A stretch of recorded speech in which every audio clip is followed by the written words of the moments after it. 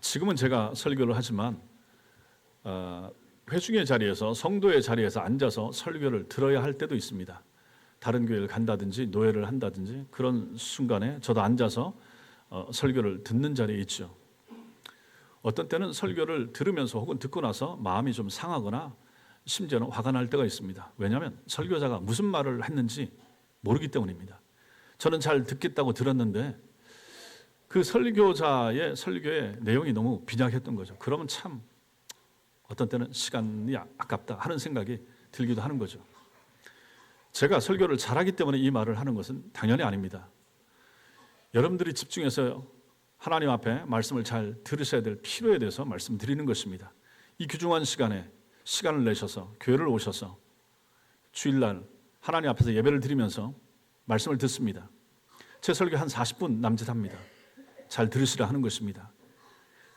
저도 여러분들이 들으실 만한 것을 전해야 될 것이고 여러분들도 배우셔야 된다. 들으셔야 된다. 여러분들이 여태까지 설교 들으신 시간을 생각해 보십시오. 20년, 30년, 40년. 그런데 그 들은 설교가 내 영혼에 무슨 유익이 있는가? 내 삶에 어떤 교정을 가져왔는가? 그리고 여러분들이 대화를 나누는 중에 여러분들이 들은 설교가 여러분들의 대화 가운데 삶 가운데 묻어나고 있는가 생각해 보시라 하는 것입니다. 설교가 제일 중요합니다. 설교 때문에 여러분과 제가 신자가 되고 살게 되기 때문에 그런 것입니다. 그러므로 설교자는 중요합니다. 바른 말씀을 제대로 잘 전해야 됩니다. 능수능란하게 모션과 제스처를 써가면서 잘 전하면 좋지만 그렇지 못해도 상관이 없습니다. 중요한 건 핵심이고 말씀이고 메시지입니다. 여러분이 잘 들으시라 하는 것입니다. 여러분들이 듣기에 적합하고 꼭 들으셔야 될 말씀을 전하기 위해서 노력을 하고 있으니까 여러분들이 이 시간에 집중해서 들으셔야 되고 돌아가실 때 들은 말씀이 마음에 남아야 됩니다. 내가 무엇을 들었던가, 이 들은 말씀을 가지고 어떻게 적용하면서 내가 살 것인가, 그것이 중요하다 하는 것입니다. 말씀을 잘 듣는 여러분들이 되시기 바랍니다. 주기도문은 7개의 간구, 청원으로 이루어져 있다라고 말씀을 드렸습니다.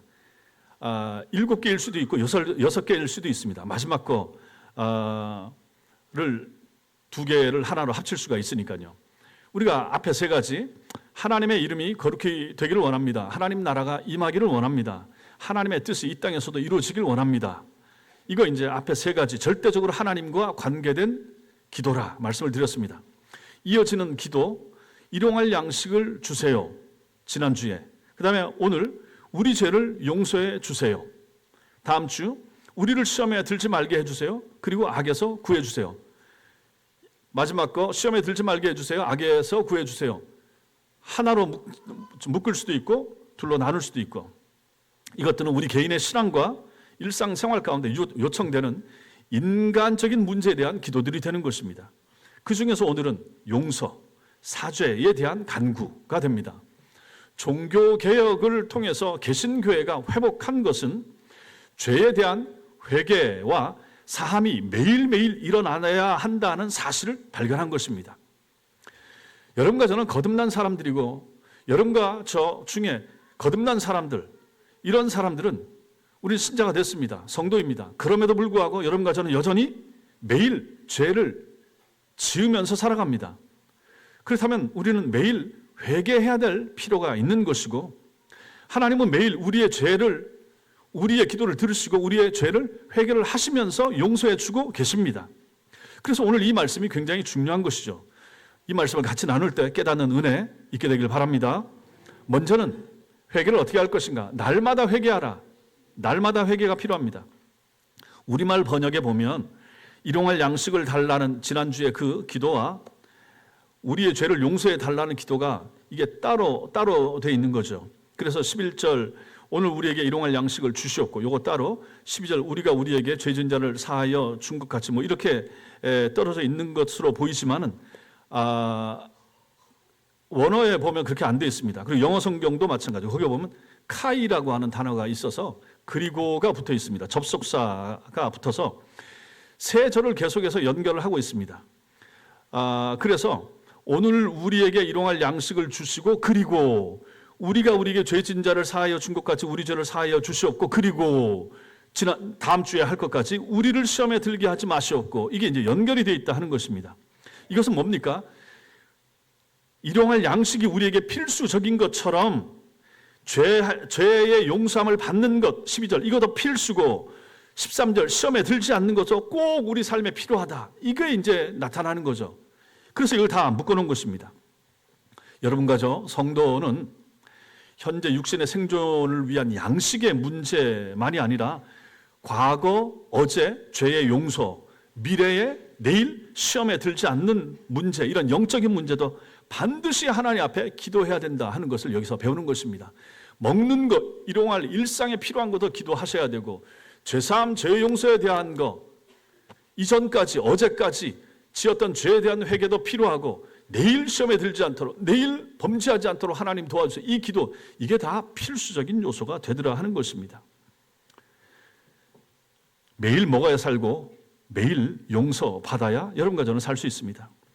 주의 백성들은 매일 일용할 양식만이 아니라 매일 하나님의 용서의 은혜를 구하면서 사셔야 하는 것입니다. 우리는 죄사함에 대하여 여러분과 저는 바르게 알 필요가 있습니다. 이 시간에 잘 들으십시오. 바로 배우십시오.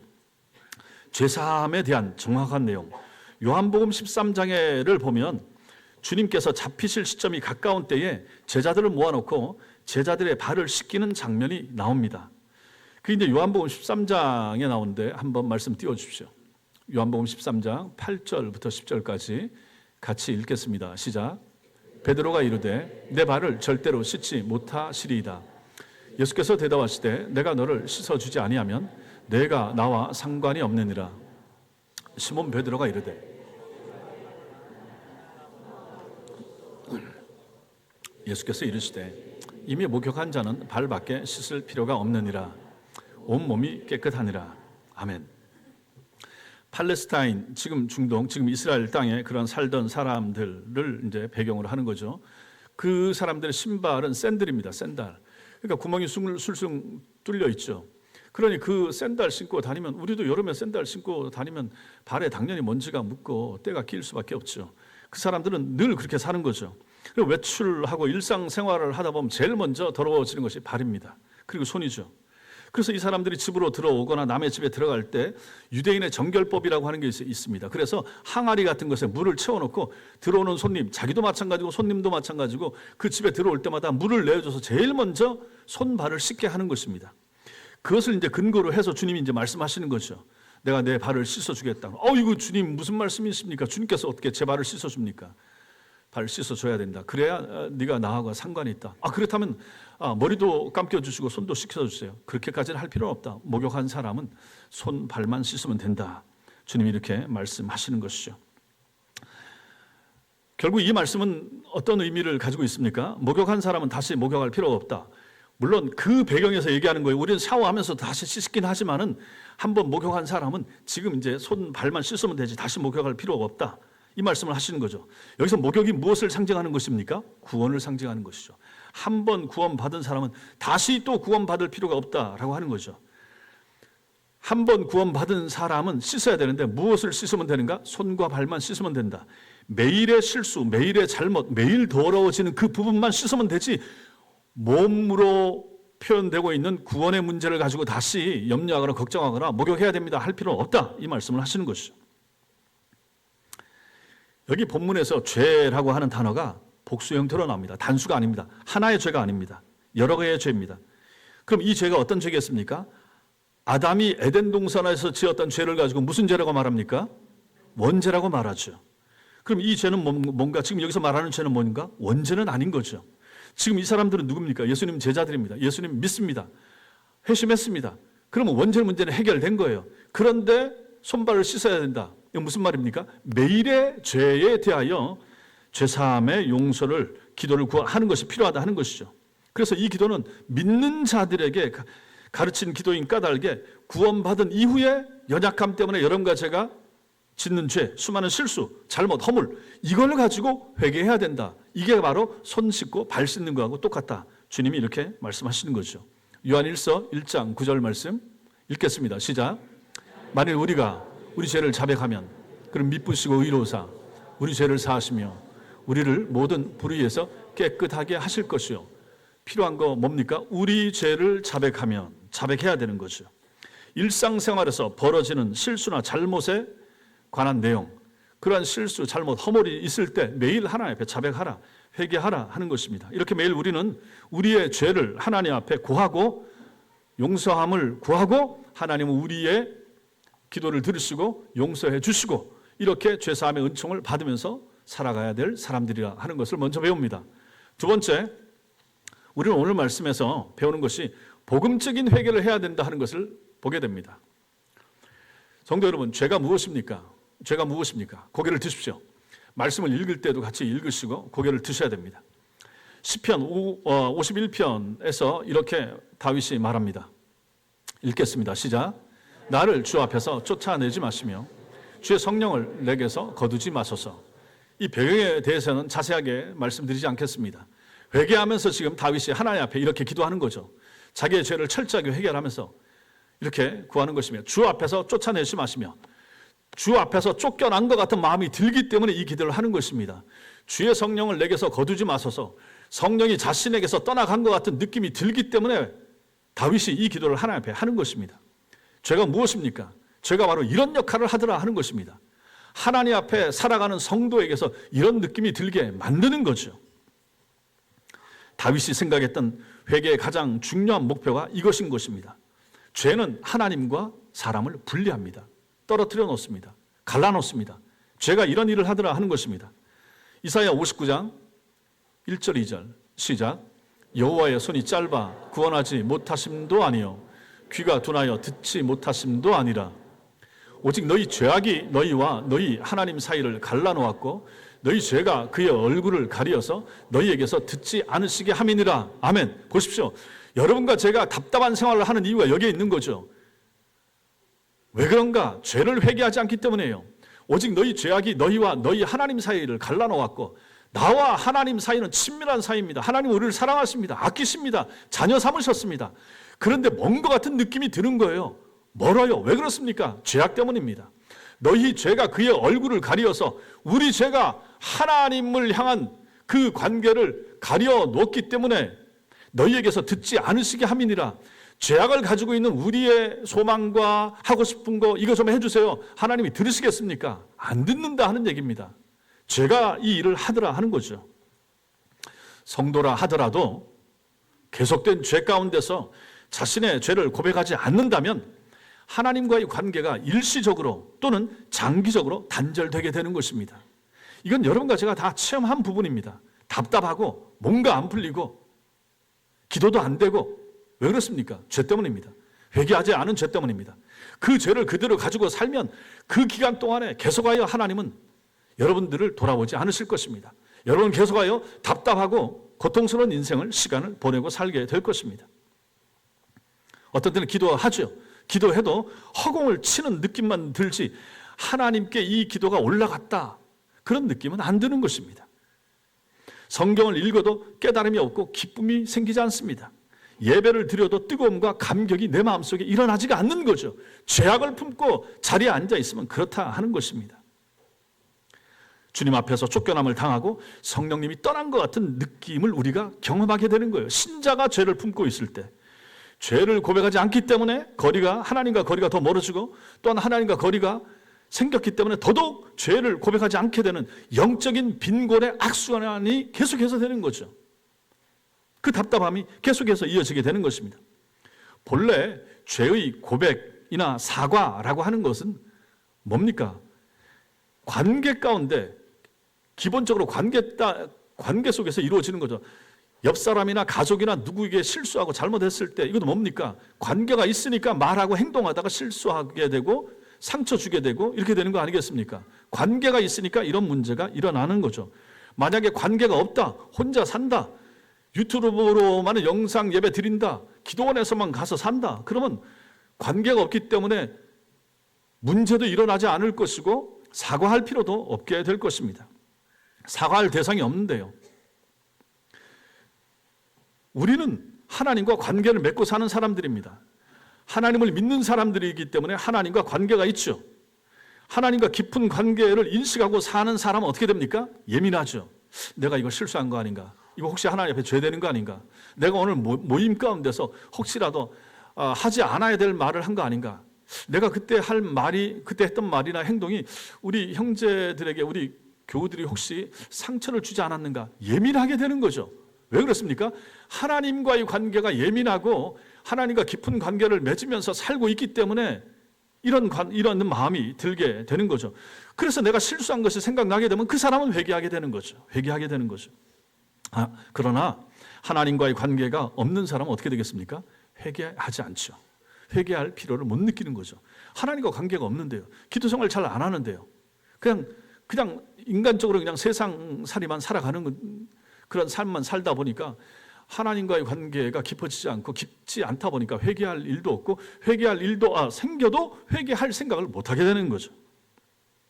자, 이렇게 이제 회개에 대해서 말을 할 때 성도들 중에 이렇게 생각하는 사람들이 있을 수가 있습니다.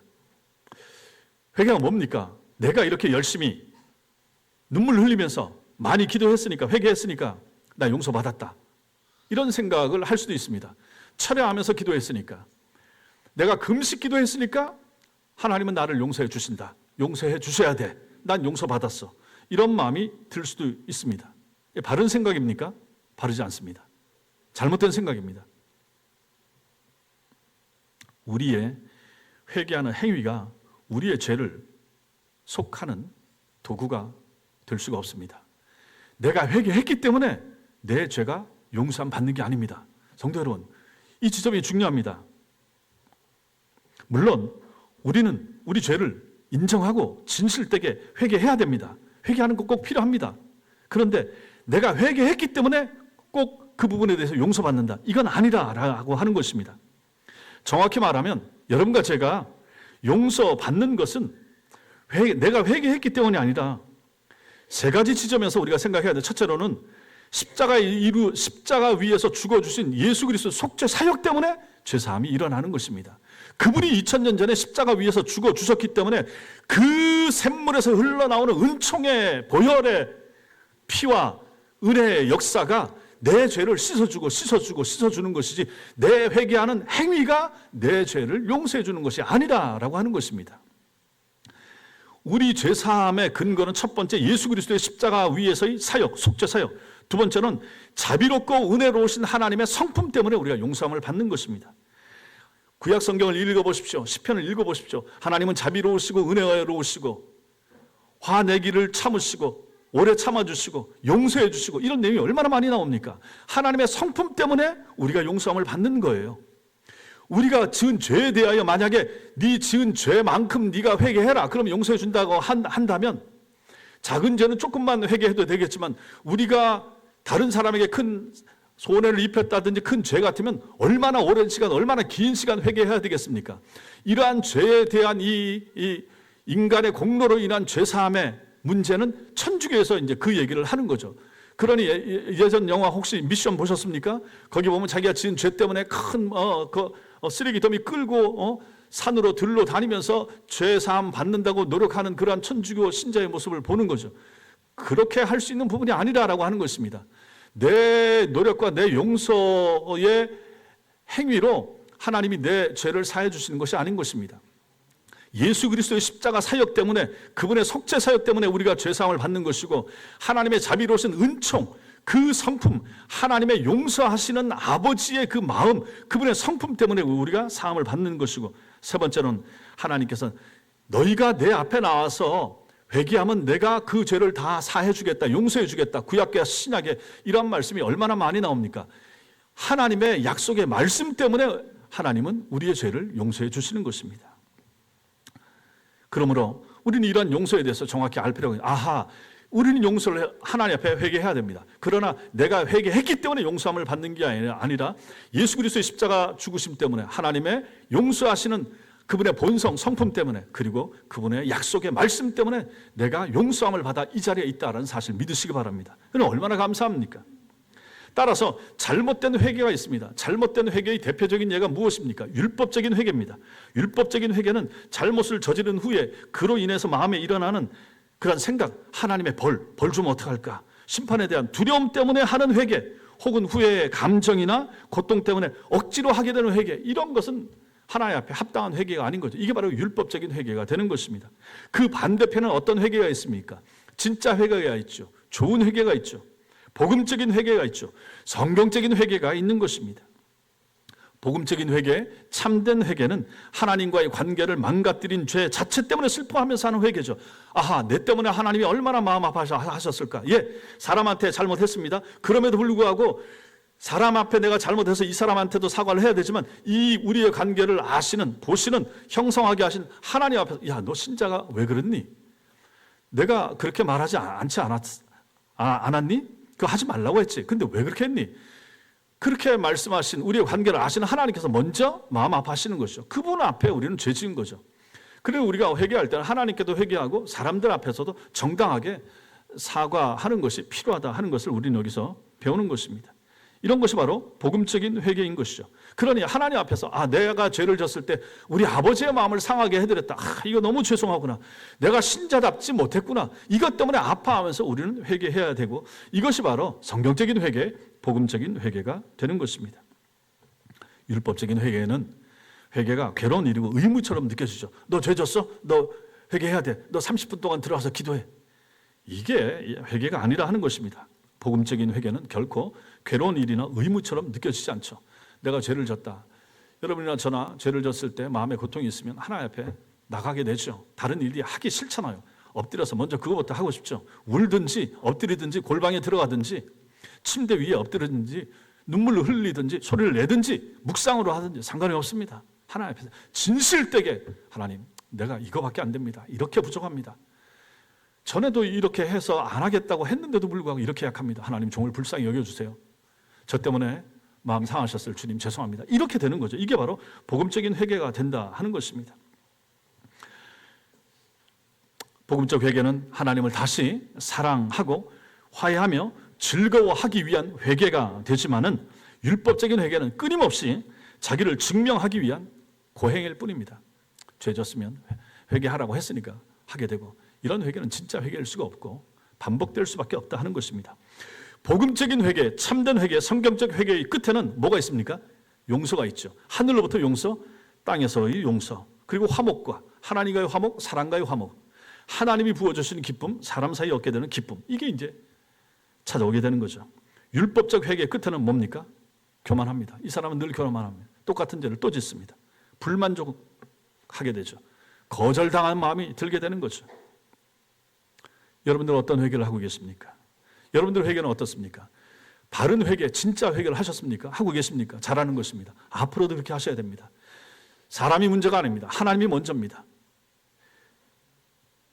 다윗이 밧세바를 그리고 우리아를 그렇게 상처를 주고 죽여놓고 하나님 앞에 먼저 회개하잖아요. 그리고 사람들 앞에도 뭔가 조치를 취했겠죠. 이렇게 돼야 되는 것입니다. 이것이 바로 진정하고 바른 회개가 되는 것입니다. 세 번째로 우리는 오늘 말씀에서 성경적인 용서의 순서를 좀 볼 수가 있습니다. 오늘 12절 말씀을 헬라어 원어에서 직역을 하면 이렇게 됩니다. 우리가 또한 우리에게 빚진 자들을 용서한 것처럼 우리의 빚을 우리에게서 용서하옵소서, 이렇게 됩니다. 죄를 빚으로 이렇게 대치해서 보게 되는 것입니다. 영어 성경에도 보면 여기 debt 이렇게 나옵니다. 빚, 부채 이렇게 나오는 거죠. 근데 이걸 조건절로 이렇게 말하는 거죠. 우리가 우리에게 죄 지은 자를 사하여 준 것 같이 우리 죄를 사하여 주세요. 이게 이제 조건절처럼 보입니다. 그럼 하나님의 용서가 조건적인가? 내가 땅에서 다른 사람들을 용서해 주지 않고 있으면, 못하면 하나님 앞에 나도 죄 사함을 받지를 못하는가? 이제 이렇게 생각할 수가 있는 거죠. 더욱이 저 밑에 마태복음 6장 14절 15절, 그 밑에 14절 15절 있죠. 그거 같이 한번 읽겠습니다. 시작. 너희가 사람의 잘못을 용서하면 너희 하늘 아버지께서도 너희 잘못을 용서하시려니와 너희가 사람의 잘못을 용서하지 아니하면 너희 아버지께서도 너희 잘못을 용서하지 아니하시리라. 이걸 보니까 이게 우리가 먼저 용서해야 이거 용서받는 거 아닌가라고 이 말씀이 또 반복이 되어서 내가 다른 형제, 다른 사람의 죄를 용서하지 못하면 나도 하나님께 용서받지 못한다라는 생각이 들게 되는 것입니다. 그래서 어떤 사람들은 주기도문에서 이 부분이 제일 무겁다, 제일 힘들다 이렇게 말하는 사람도 있습니다. 그렇습니다. 사실 이 기도문은 우리가 남을 용서하는 것이 우리의 죄가 용서받게 되는 조건처럼 들리기 때문에 참 힘든 기도라는 느낌을 떨쳐낼 수가 없습니다. 정말 하나님이 우리가 다른 사람의 죄를 용서하는 정도에 따라서 우리 죄를 용서해 주시는 것이라면 우리 중에 누가 제대로 용서받을 수 있겠습니까? 여러분과 제가 다 마찬가지 아닙니까? 여러분들 중에 아직도 다른 사람 용서하지 못한 부분이 있을 수가 있습니다. 상처 준 사람에 대하여 그 기억이 아주 오래전에도 마찬가지고 심지어 가정이나 부모에게서도 받았을 수도 있고 주변에서도 마찬가지입니다. 그 여러분 다 용서해 주셨습니까? 정말 진심으로 용서해 주신 것입니까? 생각해 보시라는 얘기입니다. 여러분들이 그걸 다 용서해 주셨기 때문에 여러분들이 하나님 앞에서 여러분들이 짓는 죄도 매일매일 용서받을 수 있는 자격이 있다라고 생각하시는 것입니까? 우리는 여기서 예수님의 이 의도를 정확하게 바르게 볼 필요가 있습니다.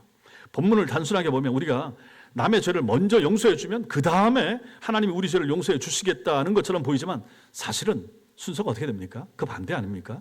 그 반대입니다. 먼저 우리를 향한 하나님의 용서가 있었기 때문에 다른 형제의 죄를 용서하라고 주님이 말씀하시는 것입니다. 생각해 보십시오. 이 기도가 지금 제자들한테 가르쳐 주는 기도예요.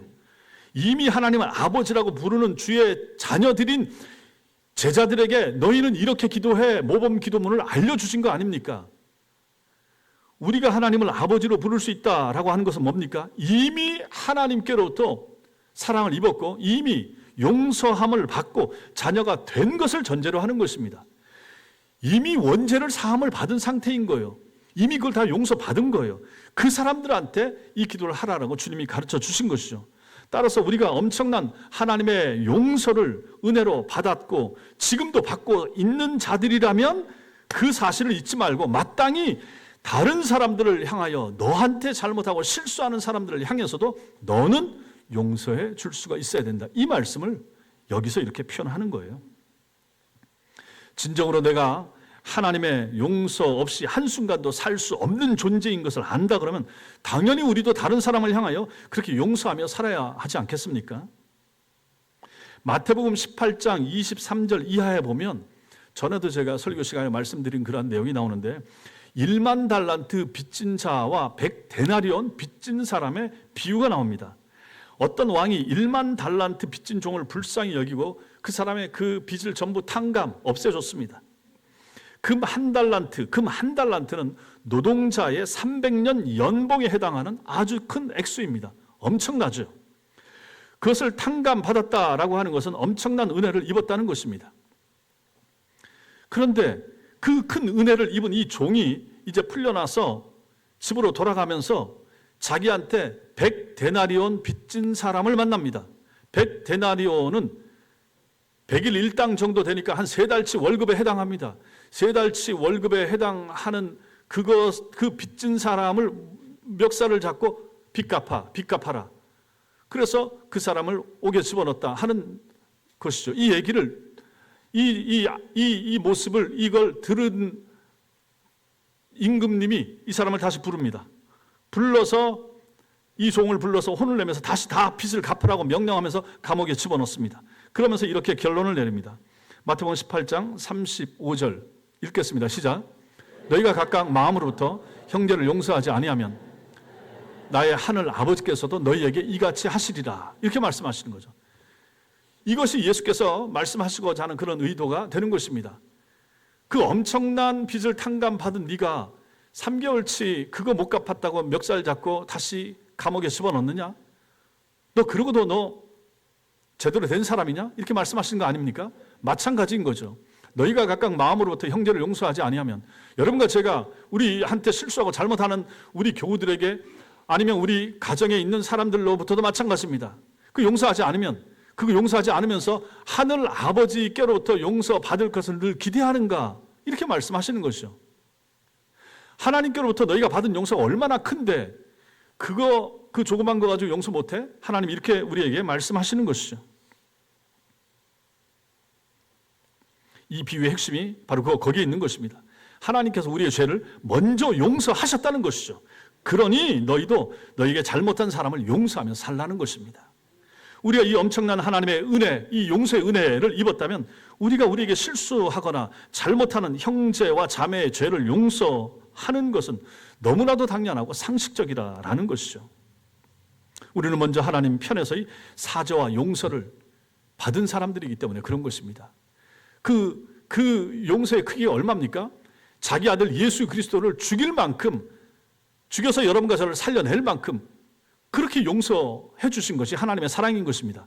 이 큰 용서를 받은 우리가 이 땅을 살아가면서 우리에게 실수하고 잘못하는 사람에 대하여 용서를 못한다면 그건 말이 안 된다라고 하는 것이 이 말씀이 우리에게 주는 그러한 내용이 되는 것이죠. 그러므로 우리는 먼저 하나님께로부터 큰 용서와 사죄를 받았습니다. 그러니 우리가 이 땅을 살아가는 날 동안에 우리가 실제로는 용서하지 못할 사람이 없다라고 하는 것을 이 말씀에서 배우는 것입니다. 마지막 네 번째로 우리는 오늘 말씀을 통하여 교회 공동체 안에서 이것이 실현이 되어야 된다 하는 것을 배우게 됩니다. 우리 예수님의 이런 가르침에도 불구하고 여러분과 제가 남을 용서하는 것은 절대로 쉽지가 않습니다. 십자가에서 그리스도로부터 놀라운 용서와 사랑을 받았음에도 불구하고 여러분과 제가 다른 이들로부터 당하는 부당한 일에 대해서는 용서와 사랑을 베풀기에 매우 인색하다 하는 생각을 우리는 하는 거죠. 그렇지 않습니까? 여러분들에게 실수하거나 잘못하거나 하는 사람들, 물론 아주 다양한 그러한 실수나 잘못, 허물들이 있죠. 그것을 우리가 어디까지 얼만큼 용서하면서 사는가 한번 생각해 보시라 하는 것입니다. 이웃과 형제를 향한 용서는 절대로 우리 본성에서 나올 수 없습니다. 그렇잖아요. 우리 본성에서 남을 용서해 줄 수가 있겠습니까? 엊그제 뉴스를 봤더니 그 의대생이 자기 사귀던 여자친구를 죽였다고 하는데 그도 정신이 온전치 못하는 거죠. 사귀다가 뭐 죽였다고 하는데 부검을 못할 정도로 너무 시체를 훼손을 많이 해놔서 자상, 칼자국이 191군데나 났다고 하니까 그 온전한 정신이겠습니까? 그래서 가족들한테 못 보여줬다는 거지. 그 부모 입장에서 그런데 얼핏 봐서 제가 사형이 안 나오고 무기징역형이 나왔다는 거죠. 그래서 그 부모가 판사 앞에서 울면서 무릎 꿇고 사형시켜 주세요라고 이제 부탁했다라고 하는 기사를 얼핏 봤습니다. 우리에게야 뭐 그런 일이 없겠고 없기를 바라지만은 만약 그 부모나 그 가족들 입장이라면 그 사람을 그분이 만약에 교회에 다니신다고 해도 이러한 말씀을 듣는다고 해도 용서가 이게 쉽겠습니까? 당신이 당해보세요. 그럼 그런 말 나오겠습니까? 이런 얘기 하지 않겠습니까? 그러니 우리가 남의 일에 대해서는 용서해 주세요 쉽지가 않습니다. 성경 말씀이고 성경에서 이렇게 하라고 하니까 저도 설교하고 우리도 해야 됩니다라고 원리적으로 배우지만 실제로 나에게 그런 일이 닥쳤을 때 용서해 줄 수 없는 상황 가운데서 내가 과연 용서를 어디까지 할 수 있을까? 우리는 생각해 보는 것이 필요하다 하는 것입니다. 우리 본성에서는 절대로 용서가 나올 수가 없는 사람들이라 하는 것이죠. 오히려 우리 본성하고 잘 어울리는 건 뭡니까? 눈에는 눈, 이에는 이. 이게 훨씬 더 우리 본성에 가깝습니다. 그렇지 않겠습니까? 그게 우리 본성이죠. 이런 우리에게 주님께서는 다른 사람들을 용서하라 말씀하시는 것이죠. 왜 그렇습니까? 그럼 그게 어떻게 가능하겠습니까? 용서가 가능한 비결이 뭐겠습니까? 어떻게 하면 우리가 용서해 줄 수 있겠습니까?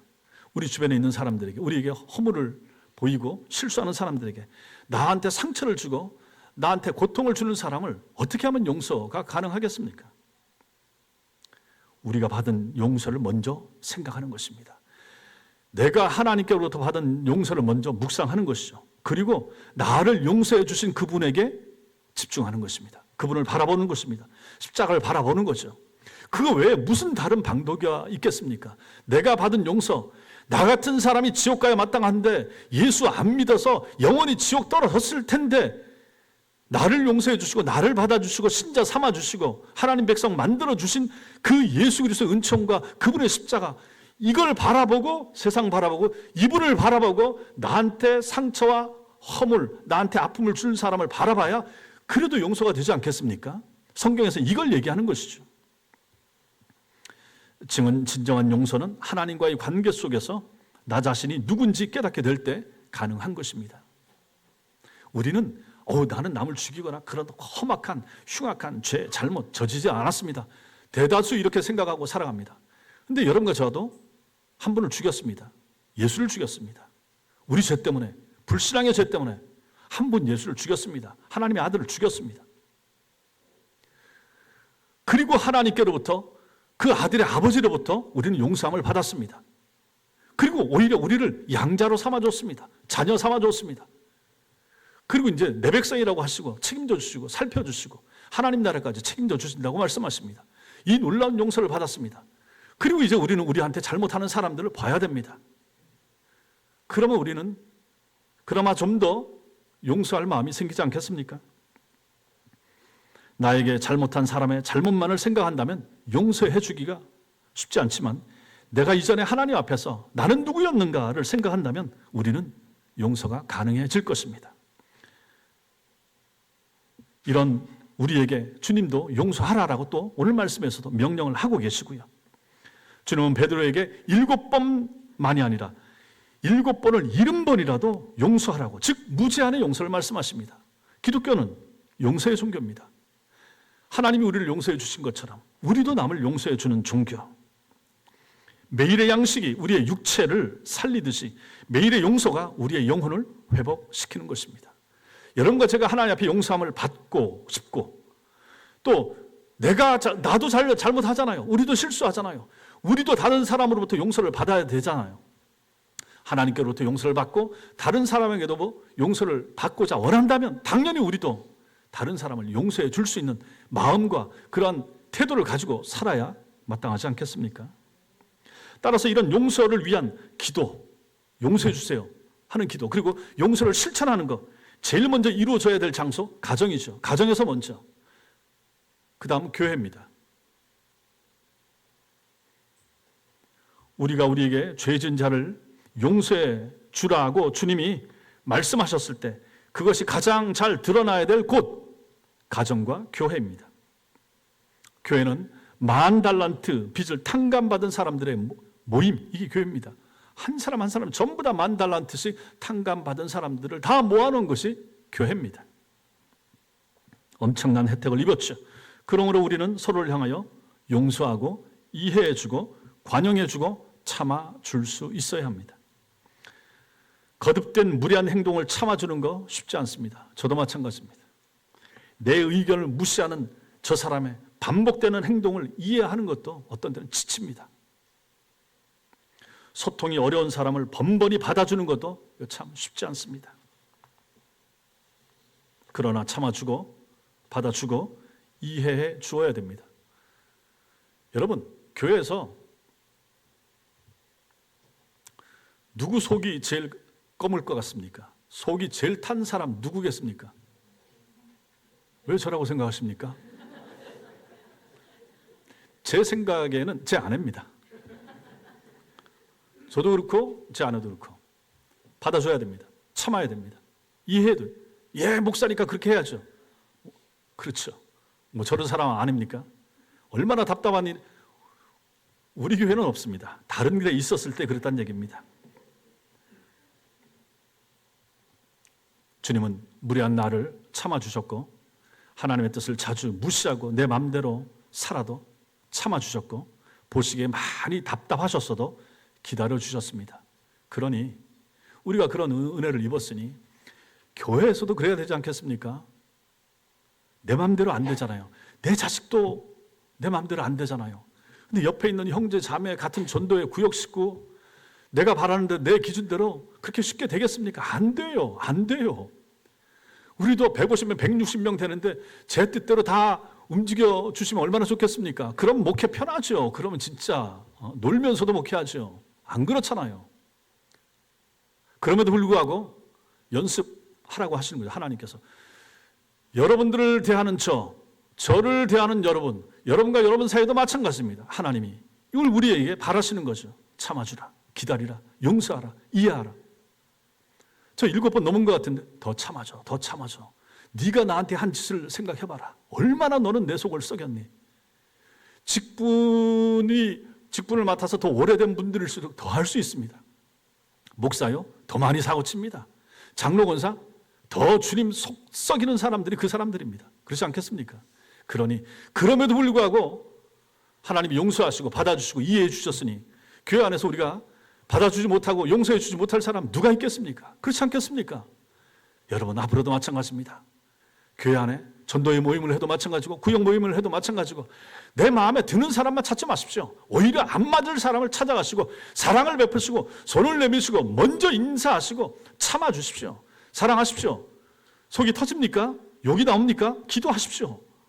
하나님 앞에 기도하시오. 하나님, 저 새끼 그러든지 그건 알아서 하시고, 뭐 주님과 우리 사이니까 그렇게 기도하시라 하는 것입니다. 그리고 사람들 앞에 온유하고 화목하고 아름답게 그렇게 기도하면서 노력하면서 나도 성화되어 갈 것이고, 저분도 그 기도를 들으신 하나님의 선한 손길이 만지심으로 말미암아 그 사람도 새로워지지 않겠습니까? 이게 교회 아니겠습니까? 다 성경적으로 보면 다 여기 죄인들만 있는 거예요. 죄인들은 경찰서, 유치장, 교도소에 있는 게 아니라 진짜 나쁜 죄인들은 좋은 옷 입고 주일날 여기 다 모여 앉아 있더라고요. 하나님 앞에 용서받은 그런 죄인들 아닙니까?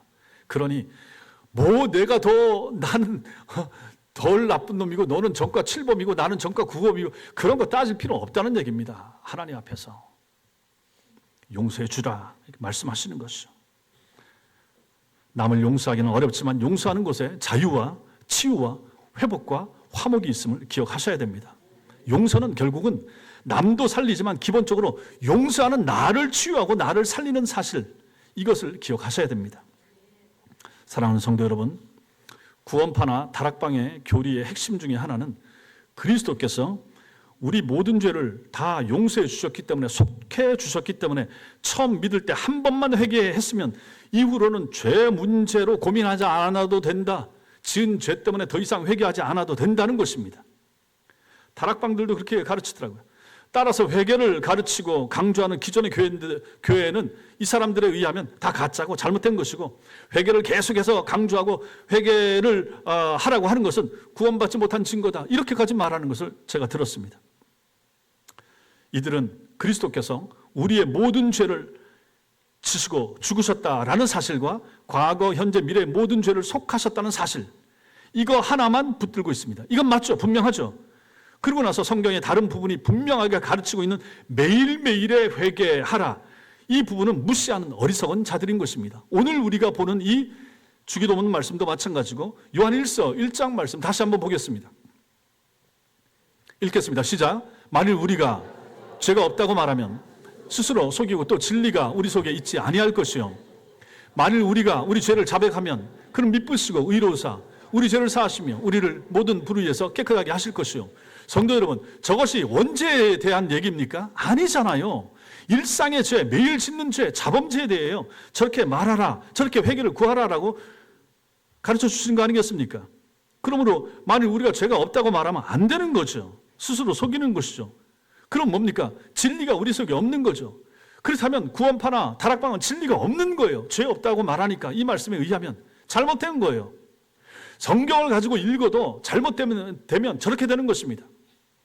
어제 유튜브 영상을 하나 봤더니 김준홍 목사님 설교를 좀 듣다 봤더니 옛날 구원파 그 세월호 그 유람선 했던 그 유병원 이 사람 목사 아닙니까?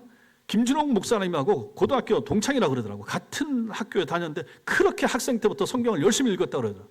성경을 하도 열심히 읽어서 성경 맨 뒷장이 나중에 너덜너덜해서 떨어져 나가가지고 다른 걸 대지도 않고 그냥 이대로 있다는 거예요. 그래서 이 뒷부분이 떨어져 나갔는데 성경을 하도 많이 읽고 외워가지고 이 뒷장 없는 부분은 자기가 다 외운다는 거예요. 그만큼 성경을 많이 읽었던 사람이 유병원이에요. 근데 어떻게 죽었습니까? 얼마나 비참하게 죽었습니까? 왜 그렇습니까? 성경을 잘못 알고 잘못 읽었기 때문에 그런 거예요.